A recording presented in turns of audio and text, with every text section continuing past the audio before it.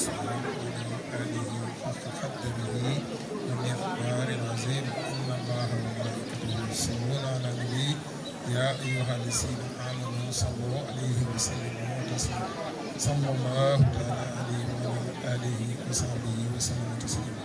سبحان ربك رب العزة عما يصفون والسلام على المرسلين والحمد لله رب العالمين آمين يا رب.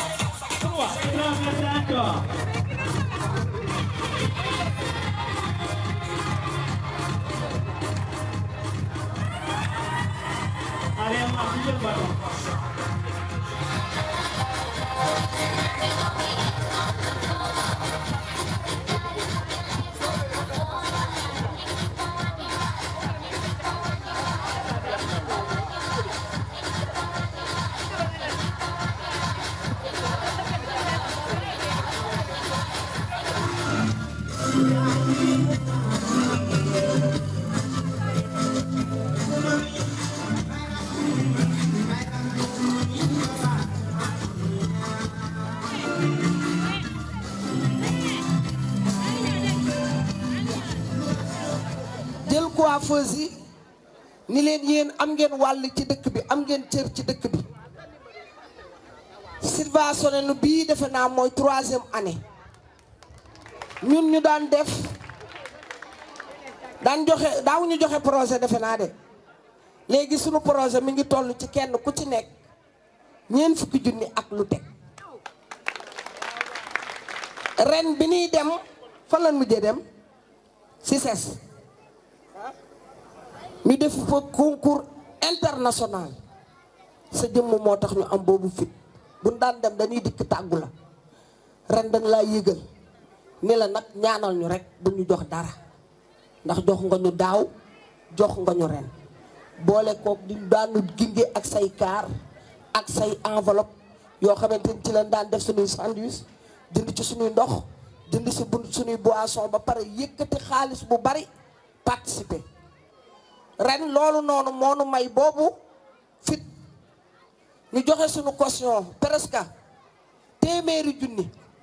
participer caution pour mën a bokk ci boobu quoi boobu concours international fi mu doy nii ku gañe woon bu doon somoon gañe na nëga ni ñoo ngi préparé suñu mondial de la coiffure mais lii la yàlla dogal ndax participer bi rek doy na yàlla yaanu ko ñemeloo. donc machine wal yi am na machine wal pour gerte am na pour dugub am na pour café am na machine buy fendil un séchoir mooy fendil defe naa alaaj lii yëpp nag ñu ngi ko jëlee ci gafaka commune bi maire ci politique bi mu waxoon ne jigéen ñi ay levier nañ ci développement communauté bu nekk. may yëkkati kàddu rek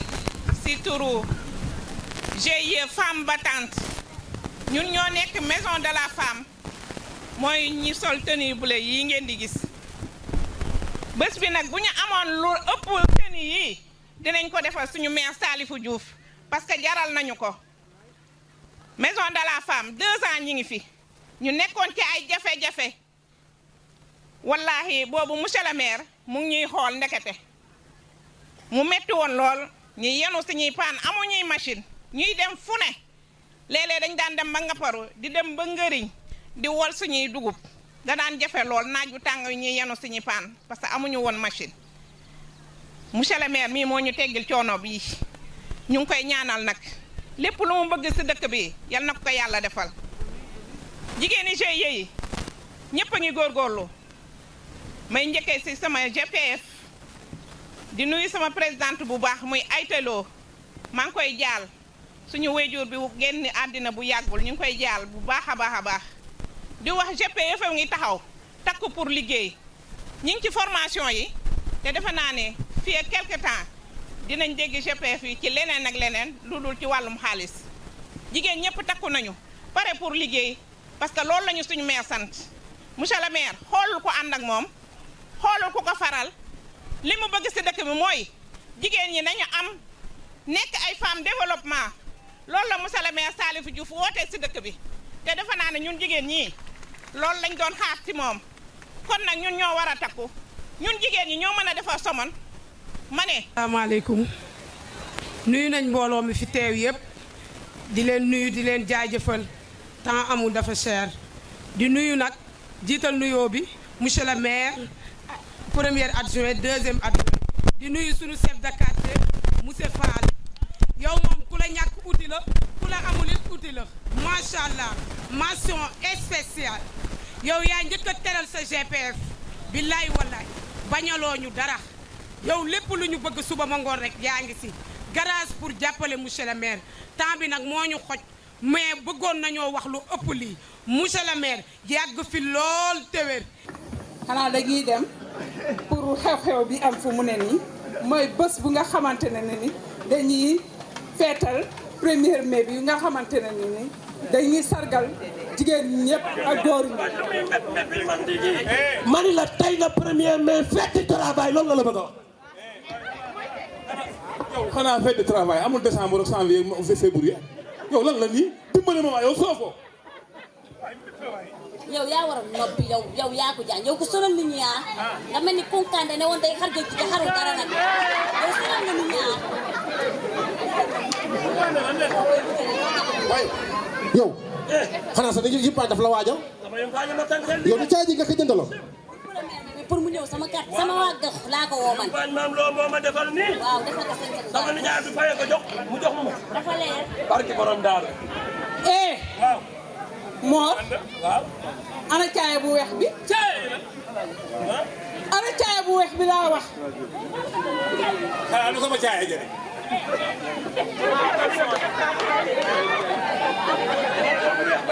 sama caaya. xanaa caaya du caaya. sama caaya. ngeen war a xàll seen yoon pour jëm suba te yoon boo xamante ni da nga ko war a xàll pour am njëriñal suba da nga koy xàll mu set tey am ñoo xamante ni ay kilifa la ñu nekk seen ginnaaw def leen arma di leen xeexe ngeen war koo bañ fan ngeen ko teg yow boo defarul sa yoon bii tey pour mën see jaar suba waaw bu suba boo suba ngay jaar nooy def yéen jigéen ñi bàyyi leen xar-xaroo bi ak xiiroo beeg ñaayoo bi ndax am na lu yàlla def ci yéen yéenay jur wàlliw yéenay jur sëriñ yéenay jur président yéenay jur ministre yéenay jur maire kon bu dëkk bi demee ba tollu fii yéen a war a taxaw parce que góor am na lu jigéen di waxtaan ak moom si duus ak lu mu jàpp dina ko bàyyi loolu moo leen war yéen jigéen ñi te ma seetlu ne yéenay daje si bés yu neex yi ak bés yu naqar yi waaw ku nekk di wane ne bés bii ki si xewle moo xam lu neex la moo xam ne naqar la suma xarit la suma waay la suma lépp la waaye léegi responsabilité boobu ngay wane foofu ak mbaax googu lu tax mbaax googu heure bu leen paree jël ko taxañ ko sànni jël ko lu bon def seen poste di yàqate si biti fu mu tegu nijaay Boubacar moo bëgg ñun ñëpp ñu mànkoo bokku ndey bokku ba yéen waa Somone ndamu Somone mooy sunu ndam defetu Somone mooy suñu defet kon nanu fexe Somone am ndam dara ngeen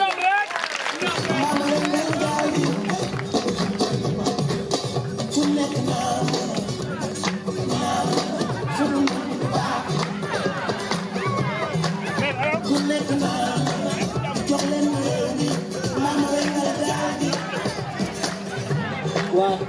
rafet na léegi dañuy enchaîner. asalaamaaleykum wa rahmatullah ñoo ngi nuyu ñi fi teew yépp di jël nuyoo bi di ko teg ci loxo monsieur le maire di sant monsieur le maire di ko ñaanal yàlla gudd fan ak wér di ñaan yàlla mu bàyyil ñoo ko fi mu dund lool ba dund sàppi ko di jiital ci di nuyu mboolem assistance bu fi toog maa ngi leen di nuyu di leen jox seen wàccuwaay di nuyu monsieur le maire Beydi di ko sargal di ko ñaanal di nuyu suñu secrétaire municipal bi SM di ko sant di ko gërëm di ko ñaanal yàlla di nuyu suñu groupement des femmes yi nga xamante ne nii ñoo nekk ci sama ginnaaw ànd ak man nekk ay responsable présidente GPF yi ak présidente cellule yi ñoom ñëpp maa ngi leen di nuyu ku ci nekk ci turam ak santam mënuma nag ñàkk bañ a tudd présidente GPF yi groupement fédération bi ñi nga xamante ne nii ñoom laa àndal ci liggéey bi mu nekk sama vice présidente Aïda Sagne ak Adji Diouf Aïda Ndiaye Ndeye Bane Ami Diagne ak Aïcha Koli ak Maguette Sembène ñu ngi leen di nuyu bu baax di leen tatagal di leen jox seen wàccuwaay di nuyu nag di ñaanal yàlla suñu ñi nga am na ñi dañoo àndoon ak ñun fii di liggéey lu ci mel ni présidente Awa Faye dañu koy ñaanal yàlla gudd fan dañ koy ñaanal yàlla xaare ko àjjana fa mu jëm yàlla na ko gënal fii mu jógee ndax heure bii daaw mook ñun ñoo ko bokk fii mu nekkoon nit ku jàmbaare ku bëgg monsieur le maire ku bëgg Somone ku bëgg li muy def te ñeme ko yàlla na ko yàlla yërëm xaare ko àjjana di ñaanal yàlla suñuy tante yi fi nekkoon muy Yaara Koy Siis tante Ma Ami Saaj ak sama waajur fi jóge barki dem boo Njaay heure bii daaw mu ngi toog ak ñun yaayu Ayta Njaay ñoom ñëpp ak mboolem ku génn àdduna rek ñu ngi ñaan yàlla mu xaare la àjjana yal na suuf oyof ci seen kaw tey jii sax mënoon nañu wax ne fête bi dañu koy bàyyi wala dara mais lu mënta ñàkk la ndax tiis yi fi jaar bari na waaye ñuy masawu képp koo xam ne rek dal na ci sa kaw ñuy nuyu délégué de quartier yi nag di jël nuyoo bi jiital ci suñu papa Tidiane mi nga xam ne mooy seen présidente mooy seen président di ko ñaanal moom it yàlla fëgg boppam yëkkati ko ba mu delloowaat ci liggéeyam di nuyu mbooleem ki fu teew di nuyu suñu papa yi di nuyu suñu yaay yi di nuyu mboolem association boo xam ne yaa ngi fi teew mënuñu bañ a guddal nuyoo bi parce que dafa doon ay loo xam ne dañu ko seqante kon bu ñu limee par benn dañuy juum waaye ñu ngi boole ñëpp di nuyu nag femme enseignante yi di leen sant ñoomit ndax depuis ñu fi nekk ba léegi chaque année ñu def seen fête invité ñu fête bi dinañ ci gërëm maire dinañ ko ci sargal dinañ ko ci ñaanal di nuyu femme coiffeuse yi ñoom it boobu ba tey saa yu ñu amee suñu xew-xew dinañ ñëw toog gërëm maire sargal ko ñaanal ko di nuyu agent municipal yi nga xam ne tey ñoom la monsieur le maire jël yóbbu leen Africa 6 ndax dañu doon ay agent yoo xamante ne ba mu nekkee ak ñoom ba léegi tey mu ne da leen di jël yóbbu leen pour jaajëfal leen pour sargal leen waxtaan ak ñoom ñaaxante ak ñoom kilifa noonu lay doxale ci këram ndax doone damaa jiite ay nit rek duma toog benn yoon di xool seen bëgg-bëgg wala di déglu seeni doléance maire nit ku mën a déglu doomu aadama la ku mën a bàyyi nit xel la dañu koy ñaanal yàlla Somone gii yàlla teg ko fi ba yàlla jëlal ko fi boppam te yal na yeex ndax monsieur le maire Somone dafa soxla ku mel ni moom mu ngi déglu jigéen ñi fii la taxawoon campagne mu ne jigéen ñi bu leen ma faralee dinaa taxaw ci seen ay soxla seen ay bëgg-bëgg fii la taxawoon ne jeunesse bi su leen ma falee dinaa leen jàppale te am naa yaakaar ne lépp lu mu dige woon ci terrain bii bu ci delluwul demul ci kanam delluwul ci ginnaaw ndax ku nekk gis na ñaata doomu aadama la jël fii ay xale ci biir Somone defal leen ay formation ba ku nekk ñu ci bëri ñu ngi jël formation yooyu di ci jëriñu di liggéey di yëpp seen waajur yi jigéen ñi nag moom amuñu fay monsieur le maire te kàddu yi may yëkkati dama koy yëkkati ci turu jigéen ñëpp jigéenu Somone yëpp ndax monsieur le maire dafa ñëw fekk jigéen ñi am ay jafe-jafe ni ko Anna Bass waxe Anna Jaaxeer ñoom amoon nañu ay jafe-jafe seen liggéey mais monsieur le maire doon na nit kuy déglu doomu aadama ba lépp lu mu ko tawat bu soobee yàlla dina ci def kéemtalaay kàttanam ndax machine yañ doon jooy monsieur le maire daf ci taxaw pour ñu jënd ko jox ko jigéen ñi. waa Kanda bi ñu demee conseil de quartier réunion ak ñoom laaj leen seen ay bëgg-bëgg ñoom jigéen ñi dañu ne ñoom ay machine la ñu bëgg mooy seen jafe-jafe kon nag monsieur le maire jërëjëf monsieur le maire ndax lépp lu la waay tawat rek def nga ci sa xel ba yëkkati ko teg ko ci loxoom. ñun jigéenu Somone ñu amoon problème mu liggéey problème mu financement jigéenu Somone dañ koo amoon ba ñu ñëwee coow li bari lool monsieur le maire nga génn ñu ci loolu yépp heure bii daaw nga toog fii génn 10 millions 500 teg ko ci loxo jigéen ñi ne leen liggéey leen ma bëgg a xamal waa Somone nag ne leen 10 millions 500 yooyu monsieur le maire tegoon ci loxo jigéenu Somone na bépp waa Somone xam ne képp kuy jigéen fii laa ko waxee woon fii laa koy waxee waat génnewuñu ci kenn ñëpp ca lañu bokk te ñi ci bëgg a liggéey ñu ngi ciy liggéey ndax xaalis bi ci quartier yi lañu ko joxe responsable GPF yi ma lim fii sànq kenn ku nekk groupement nga yore sa quartier muy juróom-ñaari quartier kenn ku nekk ñu yëkkati ca xaalis ba la dayoog sa quartier ñu jox la ko kon ku nekk ca quartier ba te liggéeyoo ca xaalis boobu daf laa neex mais li ma ci gën a neexati mooy suñu maire bii dafa bëggul daray jaaxaan ndax xaalis bi ba mu koy teg suñuy loxo dafa nañu xaalis bi ma leen di jox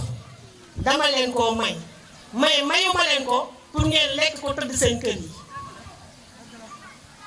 dangeen ciy liggéey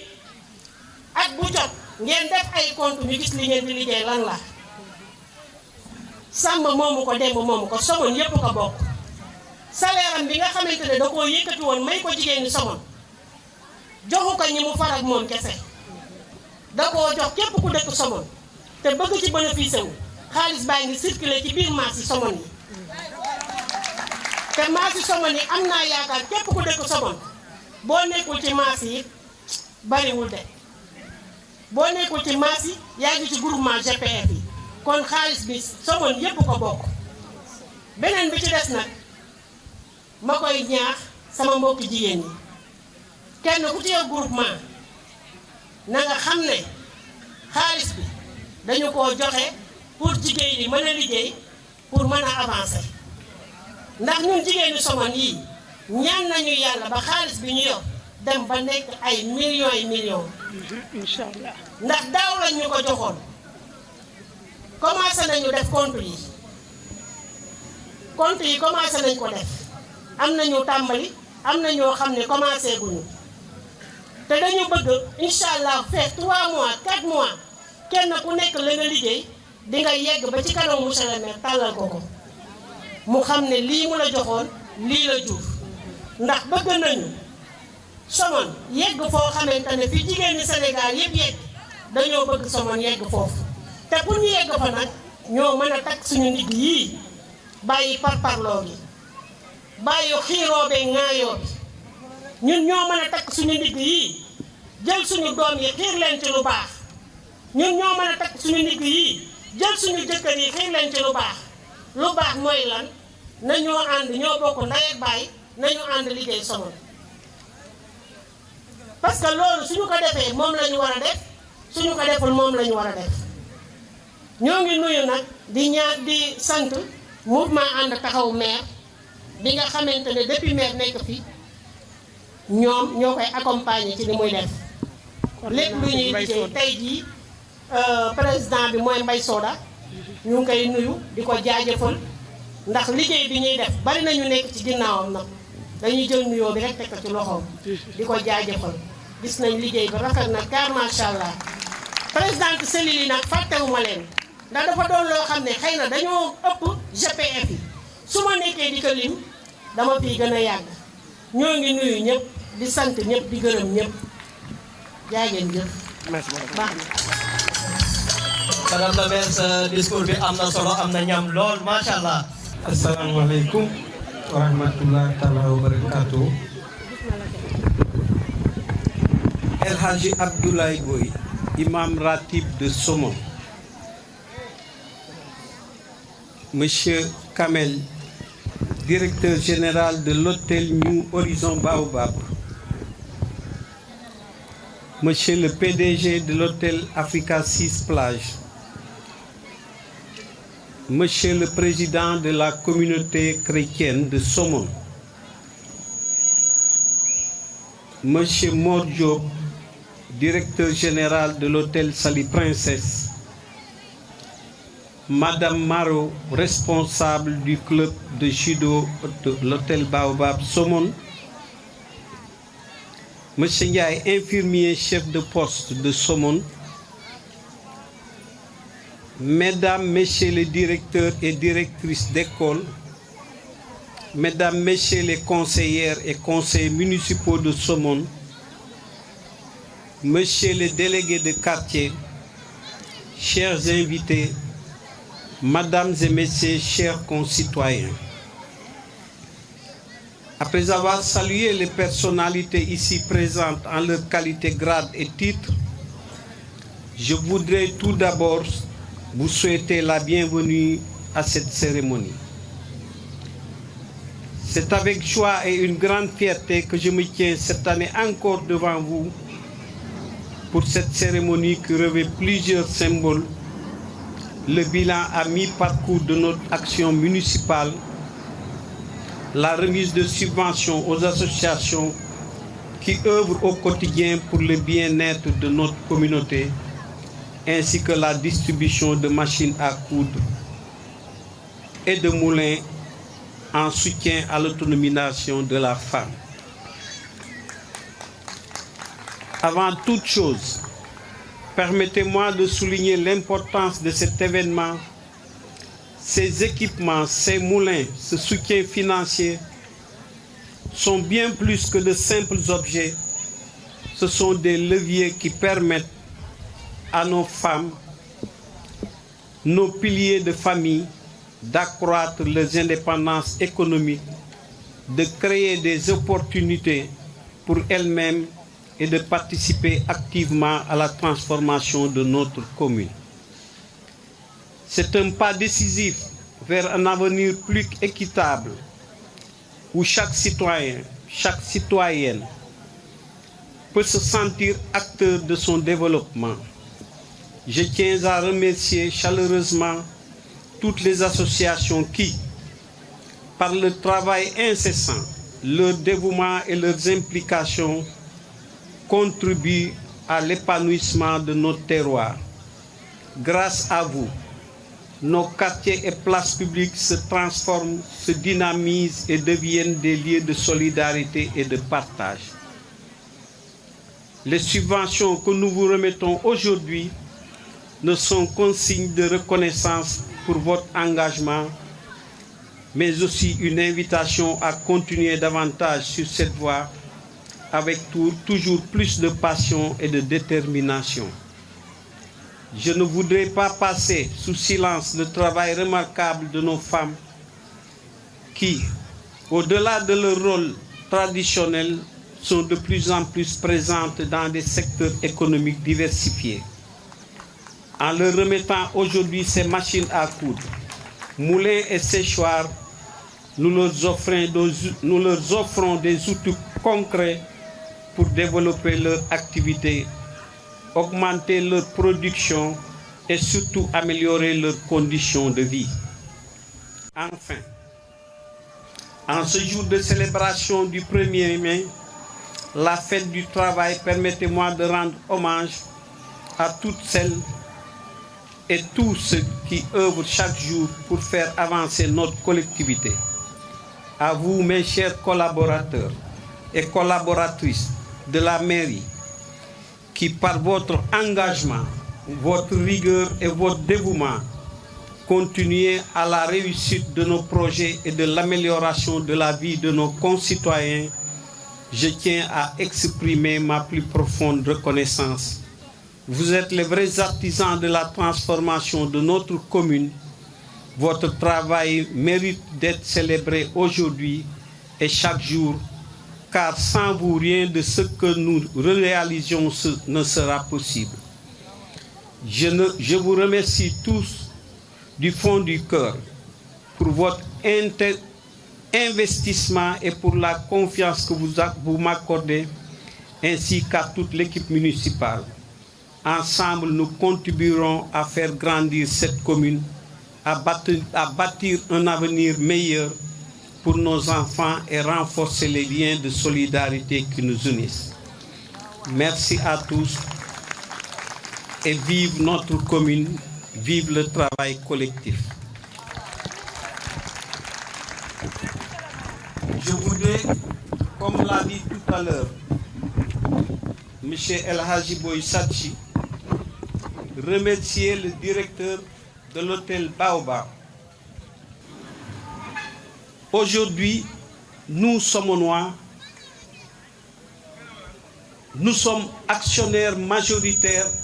de cet hôtel Baobab. Parce que si on calcule le pourcentage de salaire que les gens de la Somone recevront, c'est-à-dire ceux qui ont des contrats indéterminés et des contrats déterminés, cela représenterait beaucoup plus de bénéfices que ce que récupère le propriétaire de cette action, de cet hôtel ou les actionnaires de cet hôtel. Mais cela n'empêche que nous vous sollicitons à penser davantage à la Somone. Parce qu'aujourd'hui, la Somone ne peut pas partir sans cet hôtel Baobab, mais cet hôtel Baobab ne peut pas partir de la Somone, aller ailleurs et laisser les Somonois ici. Donc, nous vous exhortons à ce que nous travaillons ensemble, la main dans la main. Nous sommes là pour vous pousser, pour vous encourager, et nous sommes là avec vous parce que nous savons ce que l'hôtel Baobab apporte à la Somone et ce que les Somonois peuvent récupérer de cet hôtel Baobab. Donc nous devons faire de sorte que l'hôtel Baobab aille en avant pour que la Somone puisse en bénéficier davantage. Merci, monsieur le directeur de l'hôtel Baobab. Nous vous tendons notre main, nos portes sont ouvertes. Si vous avez un souci, venez nous voir, on va discuter ensemble. Mais comme l'a dit nos prédécesseurs en Wolof, peut-être vous ne l'avez pas compris, nous ne sommes pas là pour créer des problèmes, mais nous sommes là pour la justice. Nous sommes des hommes de principe. Nous savons l'avantage que le tourisme peut apporter à la commune de Somone et nous savons ce que le Baobab représente pour la Somone. Donc, encore une fois, par la grâce de Dieu, nous savons déjà que vous êtes un croyant, comme les autres croyants, ceux qui croient à Mohamed, ceux qui croient à Jésus, tous sont des croyants. Nous allons prier ensemble pour que l'hôtel Baobab puisse aller de l'avant et que tout le monde puisse en profiter jusqu'au-delà des frontières de la Somone. C'est la même chose aussi, si vous me permettez, je vais passer à côté pour remercier davantage quelqu'un qui n'a pas l'envergure de l'hôtel Baobab et qui refuse à chaque fois qu'on prononce son nom, mais qui fait un travail de fourmi remarquable au niveau de la Somone, aussi bien vers les personnes âgées que les jeunes de cette communauté. Je veux nommer M. Mordiop, directeur de l'hôtel Sali Princesse. C'est un fils du terroir qui s'engage pour le terroir, qui participe à tout ce que l'on fait au niveau de la Somone pour l'épanouissement de la Somone et de sa jeunesse. Nous ne pouvons pas aussi faire de discours sans parler d'un homme qui est très mal compris par le Somonois, mais qui s'est toujours battu pour les Somonois, qui s'est toujours engagé au niveau de la Somone. Ce n'est pas parce que c'est mon ami, ce n'est pas parce qu'on a cheminé ensemble, je veux nommer M. Alucis, président directeur général de l'hôtel Africa 6 Plage. C'est la même chose que je peux continuer pour beaucoup de gens qui s'investissent au niveau de la Somone. Nous avons le plaisir d'avoir ici une équipe qu'on appelle l'équipe d'Ordiam de la Somone, ce qui n'existe pas dans beaucoup de communes. Nous avons aussi ce qui n'existe pas ailleurs. Nous avons une équipe qui est là, qui accompagne la commune pour tout ce qui se passe et qu'on peut gérer en dehors de la commune et tout. Je veux nommer l'équipe qui a à mener à bien les travaux pour qu'aujourd'hui qu'on puisse rentrer et sortir de la Somone par cette route qu'on appelle aujourd'hui l'autoroute à péage que nous avons réalisée vraiment avec brio. Donc, c'est le comité d'initiative. Mais tout cela grâce à un homme qui est à la Somone depuis peu, qui n'a pas fait plus de 3 ans à la Somone, mais qui tend son oreille aux Somonois. Je veux bien nommer M. Abdoulaye Silla,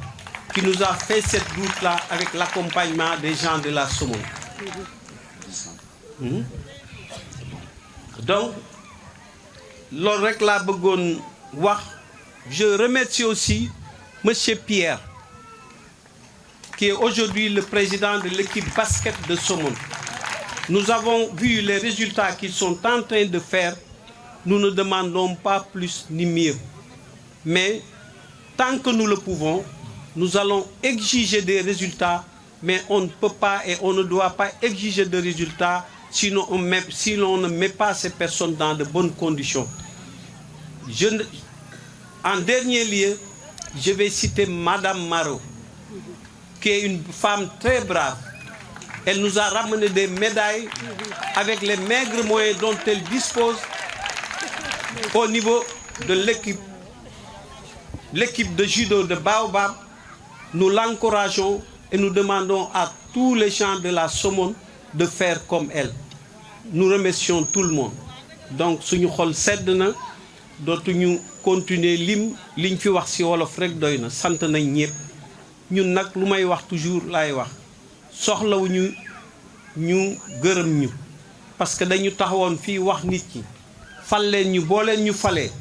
dinañ nekk ci seen ay soxla ci loolu nag ñu nekk nag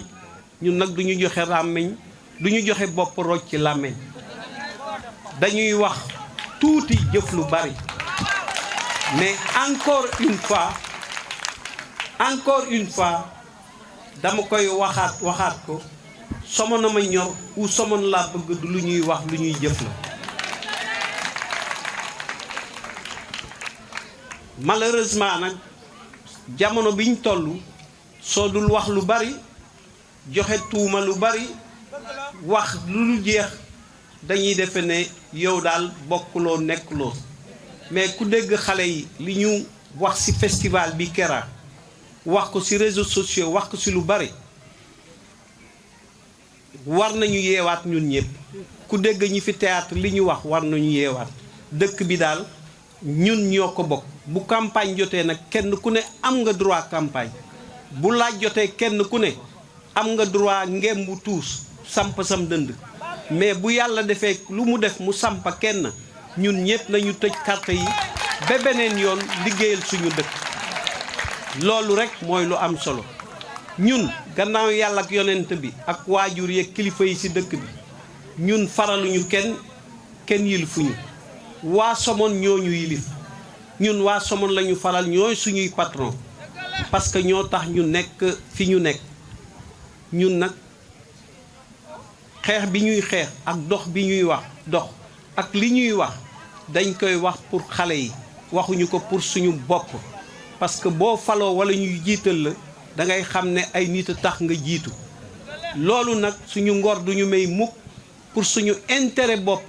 ñuy monee nit ñi nga xam ñoo tax tey fu ñu dem nit ñi jóg taxaw summil ñu mbaxane ainsi de suite et tout